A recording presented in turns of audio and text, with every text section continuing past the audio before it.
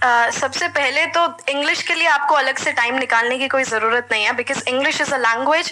So please let's start treating it like a language instead of treating it like a subject. First of all let's remember this.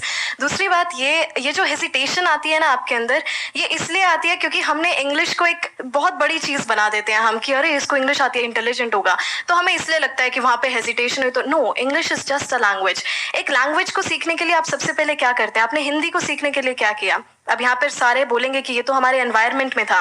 तो अब हमारे environment में English नहीं है, पर हम अपने इनर एनवायरनमेंट में, आप सोशल मीडिया चलाते हैं? यस. तो सोशल मीडिया पे हम काफी सारे रील्स देखते हैं, काफी सारे पेजेस को फॉलो करते हैं. So start watching all of those in English. शुरू में आपको दिक्कतें आएंगी समझने में कि ये क्या बोल के चला गया, but if you gonna encounter those things again and again. Hindi कैसे सीखी हमने? हम उन चीजों को बार बार सुनते रहे, हमें वो चीजें पता लगने लगी कि किस सिचुएशन में हम कौन सा वर्ड यूज कर रहे हैं, किस सिचुएशन में हम कैसा सेंटेंस यूज कर रहे हैं. तो इसी तरीके से आपको इंग्लिश सीखना है. तो स्पीकिंग के लिए you have to listen more and more. So जब आप बोल रहे हैं, सोने से पहले गिव योरसेल्फ 10 मिनट्स और आप पूरे दिन का एक रिकैप लीजिए. Okay, I woke up at this time, then I did this, I took a bath, I had my breakfast. तो ये छोटी छोटी चीजें. So start with small sentences first, then big paragraphs. तो एक हल्की सी हैबिट की, जब भी आप कुछ देख रहे हैं सोशल मीडिया पे, start watching that in English. आप न्यूज़पेपर पढ़ रहे हैं, रीड दैट इन इंग्लिश. शुरू के 15 to 20 डेज आपको लगेगा कि क्या हो गया, फिर वो बार बार वर्ड्स रिपीट होते जाएंगे, आपके दिमाग में वो अपने आप बैठते जाएंगे. So you don't have to pressurize yourself too much about English because it's just a language. और आप जितना इसके साथ एनकाउंटर करते रहेंगे, जितना अपने आप को इसमें इमर्स करते रहेंगे, उतनी आती जाएगी. That's it.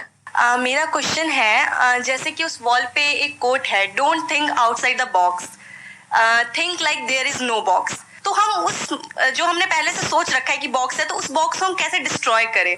ये आप बॉक्स, कौन सी थॉट्स हैं ये जो आपके बॉक्स में जैसे हम सोचते हैं ना कि नहीं, ये हमारी लिमिटेशंस है, हमें इतना करना चाहिए, इतना नहीं करना चाहिए, ये करना चाहिए, क्या सही है क्या गलत है. देखिए, आप बिना लिमिटेशंस के करेंगे तो क्या पता आप क्या कर जाएं, नेगेटिवली एंड पॉजिटिवली बोथ.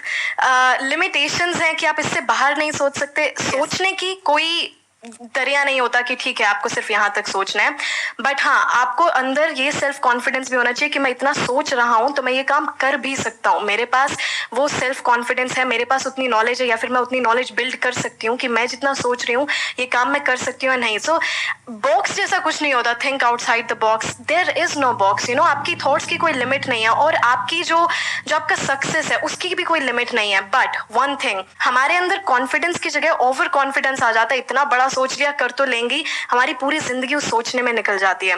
वही मैं कहती हूँ जो मैंने अभी आपको भी बताया था कि हम अपने फ्यूचर के बारे में सोचते हुए हम अपने प्रेजेंट को एस्केप कर देते हैं.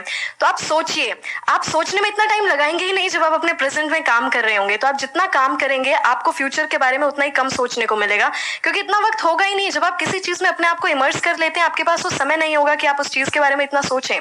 तो देयर इज नो बॉक्स. आपके दिमाग में ये कभी आएगा भी नहीं, oh there is a box. No, there is no box. You just have to do your work and everything's gonna be great, everything's gonna be perfect. Thank you. देखना, ध्यान से समझना, ये जो लिमिटेशंस हैं या ये जो बॉक्स है, ये बॉक्स क्या है, पहले तो इसको अच्छे से समझ.